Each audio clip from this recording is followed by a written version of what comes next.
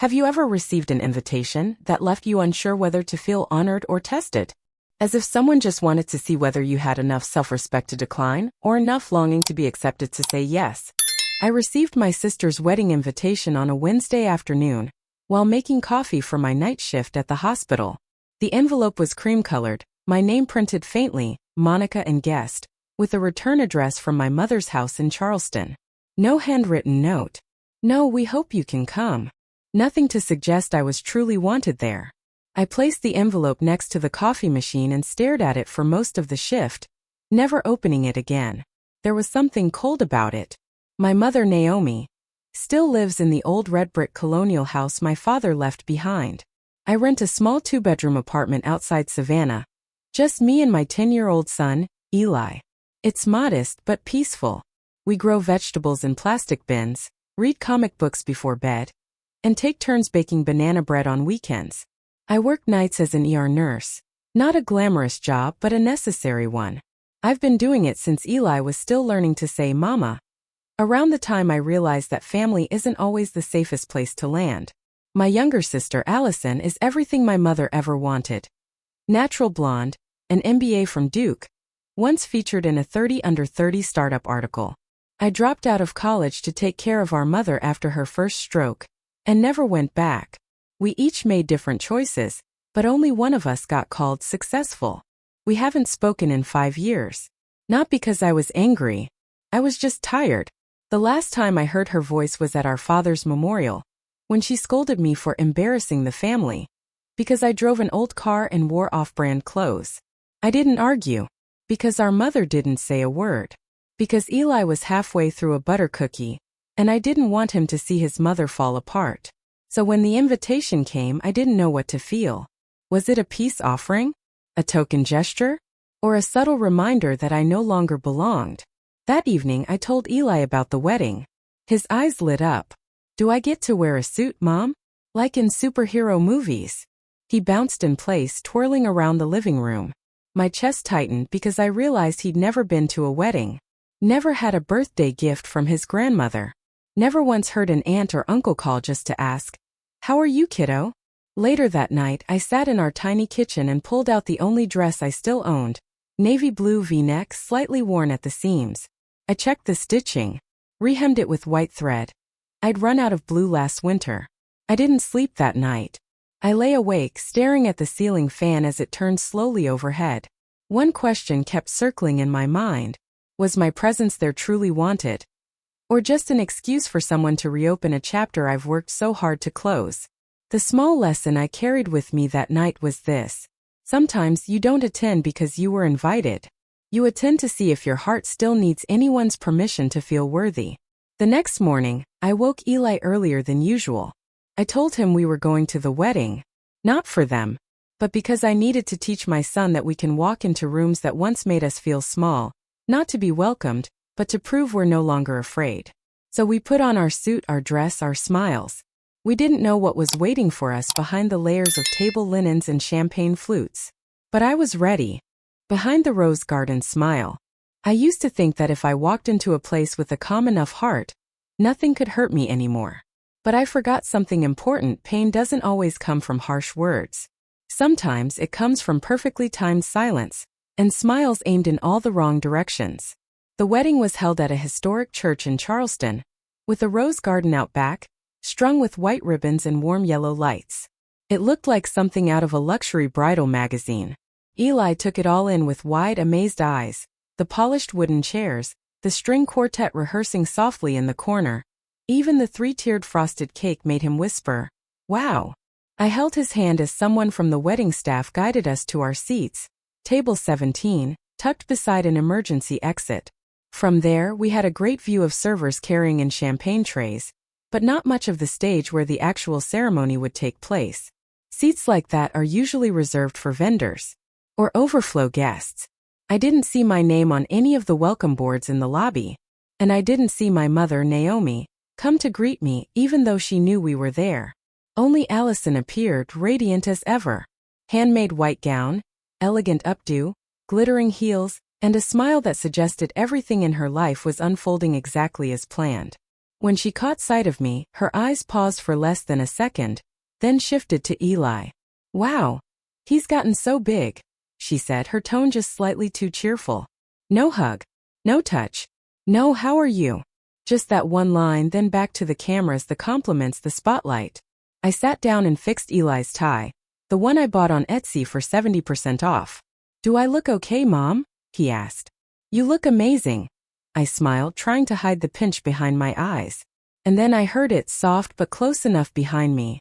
She actually came? Even though no one mentioned her in the thank you speeches. I knew those words weren't meant for me. But I also knew there's always someone listening. And this time it was Eli.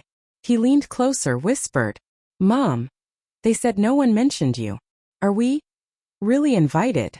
I used to think everything I did was enough. Working double shifts, reading bedtime stories, buying dollar store markers during back-to-school sales. I believed that as long as my son grew up kind and safe, it didn't matter what others thought of me. But sitting there at the table by the exit, I realized something else. When a child begins to question his mother's place in her own family, the wound no longer belongs to her alone. It begins to spread. Have you ever had your child ask a question you couldn't answer? Not because you didn't know the words, but because every answer might hurt them more? I didn't blame Eli for asking.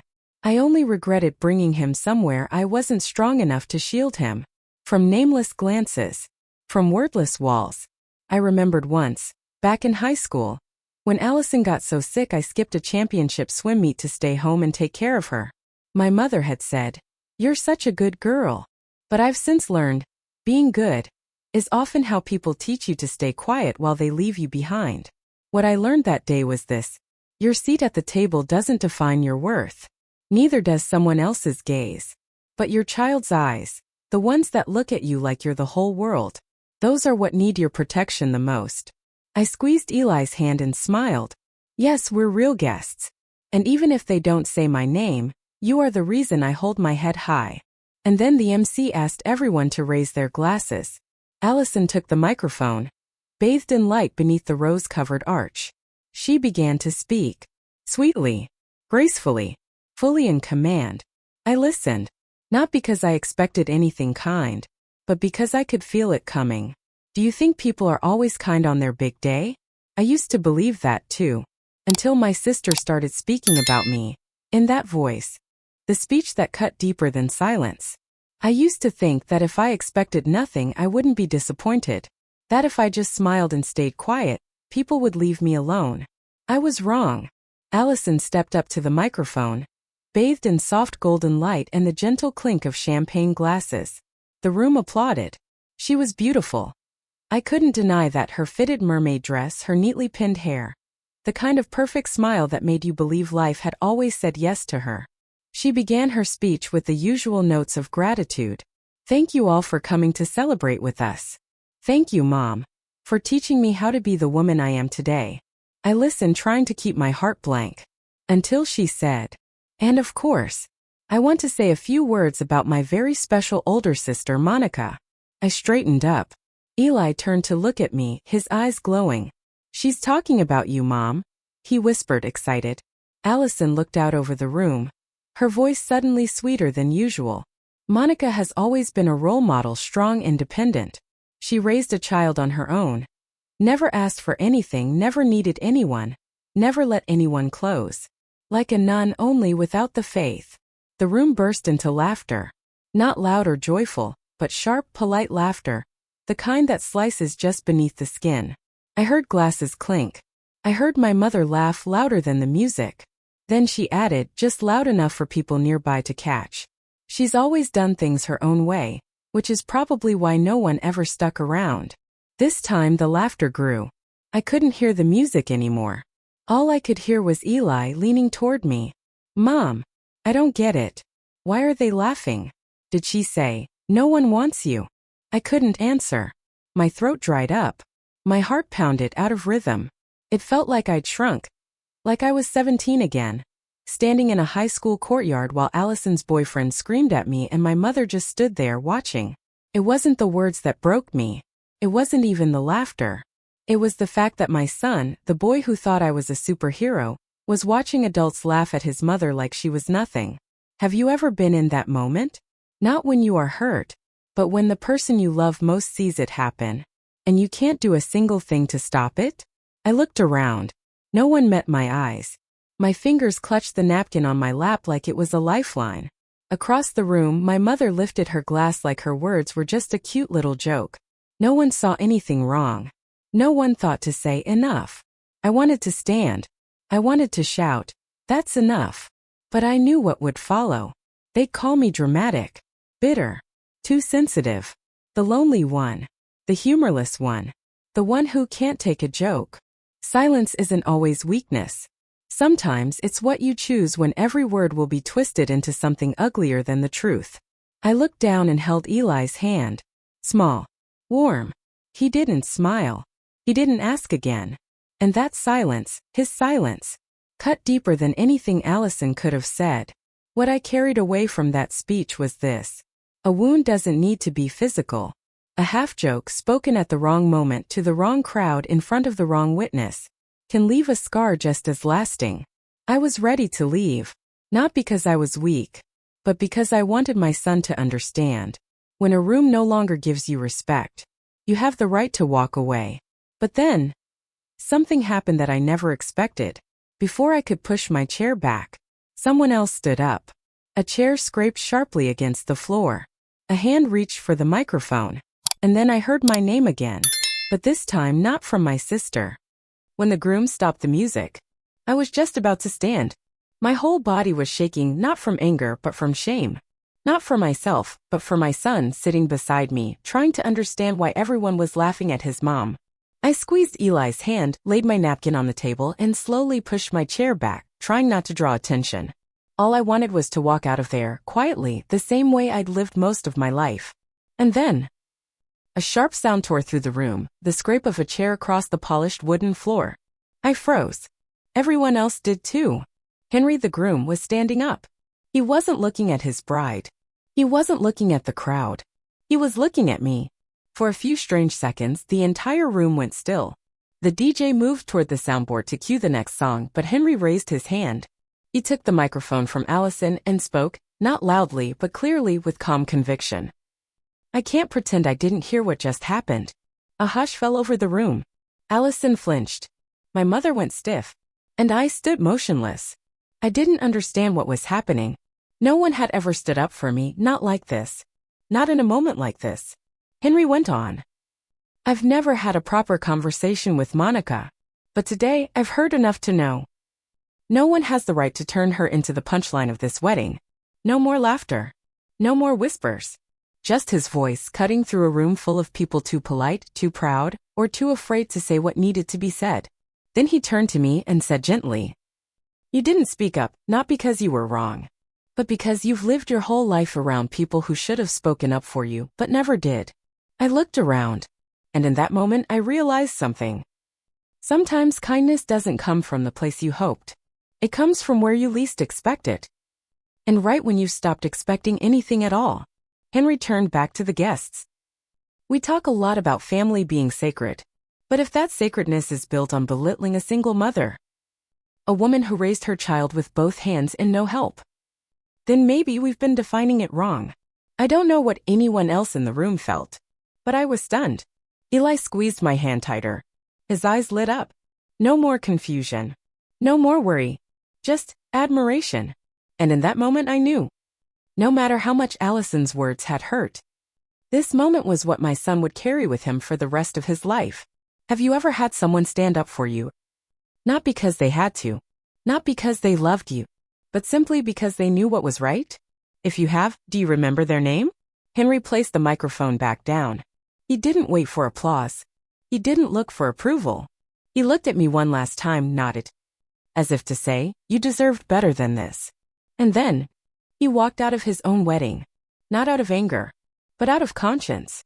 Allison stood frozen. My mother's face turned red. She started to say something, but no one was listening anymore. There were no more laughs, no more muttered insults, no more calling me too sensitive. No one dared. The lesson I took from that moment? Sometimes you don't need saving. You just need someone brave enough to say, You were never the one in the wrong. I don't remember if I sat down or just stayed standing. All I remember is Eli looking up and asking softly, "Mom, we're still going home, right?" I nodded, brushing his hair back. "Yes, sweetheart. But not because I'm ashamed. We're leaving because I know there's nothing left here I need to prove." And so we walked out of that wedding. No one stopped us. No one met my eyes. Except for one man, who stood and saw me off with something no one else had given me that night. Respect. But what truly stayed with me was what came after. Because the silence didn't end there. What I took home that night. I thought I'd go home in silence. But it turns out, not all silences are the same. For the first time in my life, I walked out of a crowded room without lowering my head. I didn't feel ashamed. I didn't feel small. I simply held my son's hand and walked slowly past the glittering lights and stunned faces, and I knew I was leaving with something they could no longer take from me. My mother was still standing there, her hand trembling, whether from anger or losing control, I couldn't tell. Allison looked frozen in the middle of the reception hall. Everything that had been carefully arranged to make me feel less than now felt meaningless. Eli looked up at me. "Mom, is Uncle Henry a good person?" I smiled and nodded. Not because he stood up for me, but because he knew when someone needed to stand up. We drove home in silence. No radio. No conversation. Just the soft hum of tires on the night highway and a strange lightness in my chest that I hadn't felt in years. The next morning I had 12 missed calls. From unknown numbers. Distant relatives. Even a message from one of Allison's old friends. I was there. I didn't know what to say at the time. But I want you to know, you weren't wrong. I didn't respond. Not because I was cold, but because I didn't need to anymore. That afternoon, a friend messaged me. The video of Henry's speech had gone viral. Over 60,000 views in just 2 days. I clicked on it. In the video, I saw myself standing next to Eli, his wide, confused eyes. I saw Henry steady, holding the mic with conviction. And I saw the comments scrolling in. "She deserves respect." My family mocked me too. I wish someone had spoken up. This isn't just about a speech. This is about justice. I didn't cry. I just exhaled. Like something in my chest finally unlatched after years of holding it shut. That night, Eli and I baked. Flour everywhere. The oven dinged softly when the bread was done. "Mom," Eli said, "if I ever see someone getting picked on like you were, should I say something?" I paused, met his eyes. "You don't have to shout, baby. Just be clear enough so no one thinks you're okay with it." And that's when I realized I hadn't just left that wedding with my dignity. I left with a new generation learning how to be decent. The final lesson I carry is this. No matter how hard people try to make you feel small, once you truly know your worth, no one else gets to define you. I never got an apology from my mother. No email from Allison. No, "Are you okay?" text from anyone. But I also stopped waiting for those things. I didn't need anyone to validate that I was worthy. Because I had finally stood up and walked away without bowing my head. All I needed was for Eli to keep looking at me the way he always had. Like a mom he could trust, learn from, and be proud of. If you've ever been the quiet one in a room where you should have been protected, I want you to know, you are not alone. And if you've ever stood up for yourself or for someone who couldn't, you've done something more extraordinary than you think. Backhand index pointing right, share that moment in the comments below. Because maybe, just maybe, your story will be the reason someone finds the courage to stand today. And if you want to hear more real stories about pain, resilience, and how women like us find our way back to ourselves, stay with me. Subscribe. You might just see a part of yourself in the stories no one else dares to tell.